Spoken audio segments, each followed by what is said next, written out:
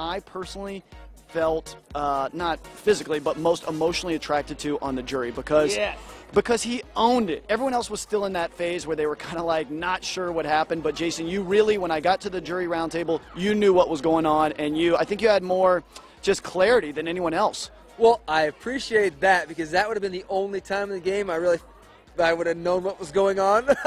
I always thought like I knew what was going on, but I don't know about clarity, so to speak, I guess, but I was just trying to decipher the fact that what had happened to me and what, kind of maybe what was about to happen throughout the game. So I don't know. I guess I'm not answering the exact question correctly, I guess. Well, no, there's no right or wrong answer. It's just like I felt like some people were still sort of filtering through those feelings, and you were like, you know what, I got swindled, it sucks. Yeah. And I think you said something that was the most poignant thing I've ever heard in my 5 years of hosting the Jury Roundtable, which is, I said, everybody lies. And that was kind of my point, which is like, listen, you can't judge people for lying because everyone lies. And you said, yeah, but there's a line. And I said, I thought it was going to be the end of the conversation. I thought I was going to hit you with this big line. I go, yeah, but who determines that line? Meaning nobody. And you said, we do. Yeah. And and you did. Yeah, we did. We did absolutely determine what. And I mean, and you're right. Everybody does lie, and it's hypocritical to think that everybody doesn't lie. And it's almost impossible not to lie inside there, because there are points where you are absolutely not allowed to tell what you're trying to do, especially in a head of household situation. So, yeah, lying absolutely is a part of that game. But it's this is even hypocritical, but it's the degree of a lie, I guess, that kind of pulls at your heartstrings. You guys really, you were really just verbose about how malicious Paul was, and that was what sort of turned you off at the end, because I think we can agree that he played a long game, obviously not the best game because he didn't have great jury management, but some things he did turned you guys off.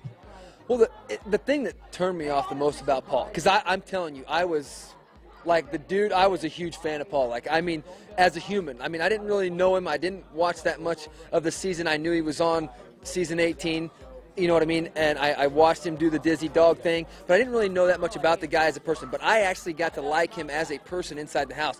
What turned me off about Paul was the fact of the degree of lies that he would go through. Like, he wouldn't just tell you a lie. He would tell you a lie, and then he'd be like, and then bring your friends and your family along too. You know, and then like not show up. So not only did it screw up your night, it screwed up your whole family's night type deal. And I just never understood, well, you could have just lied to me, but why'd you have to lie to everybody else, right? So that was what really turned me off about Paul. But I mean, he's a good dude, and he was playing the game, and he did play a heck of a game, but got to watch that jury. He didn't have good jury management. This is the loudest plane ever. Can we hear that? Is that like a problem? I'm assuming that's a major problem. It's bad. Marcus says we're okay. All right. Marcus said we're good.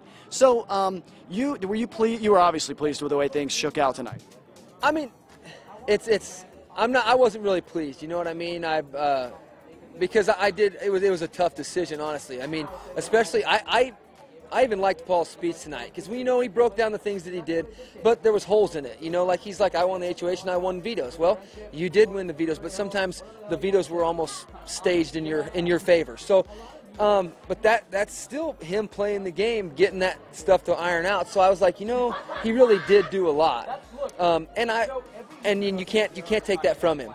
But it still comes down to how people value the principles of their idea of the game. And to me, my idea of the game is, you just took the lion too far.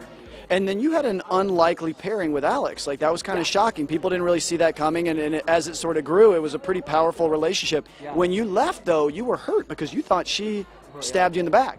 I absolutely did. And Alex, it was funny. She wanted to pair with me because I was tall, and she thought we could handle competitions. You're like an average person, you and her together. Yeah, yeah. And so, but I wanted to pair with her because she was like a super fan and like understood the show. And I'm like, I don't really know anything about it, and I don't know what is about to happen. But I could use her brain, and we can use both of our athletic ability and just make a fierce competitive team. But I actually got to where, I really enjoyed Alex. she's a serious competitor on all aspects, all the way around. And it was just it was kind of awesome. I was really glad to have her. Well, no one could fault you for that because it could have easily been Paul and then you and Alex in the finale. So, I mean, no one, he clearly was, just sort of targeting showmances and dragging one along. Not that Christmas and Paul were together, but I mean, it's nothing wrong with that strategy because it could have gone either way with just the littlest bit of luck.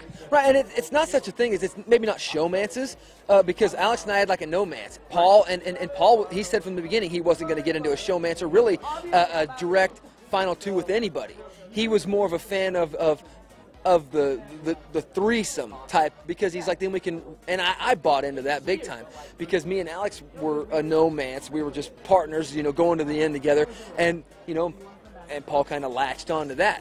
He hopped in at the last moment there. Yeah, and he did, and it took me a little while to really kind of trust him, but then when I did, I was all in, just 100% all in. Well, it's not just you. He was clearly very good at that. Yeah. What's next for you, Jason? Where do we see things going? What's going on with the career? You have a baby coming soon. Yeah. You know what? I felt like I was in a really good place in my life prior to the show. And it ruined it.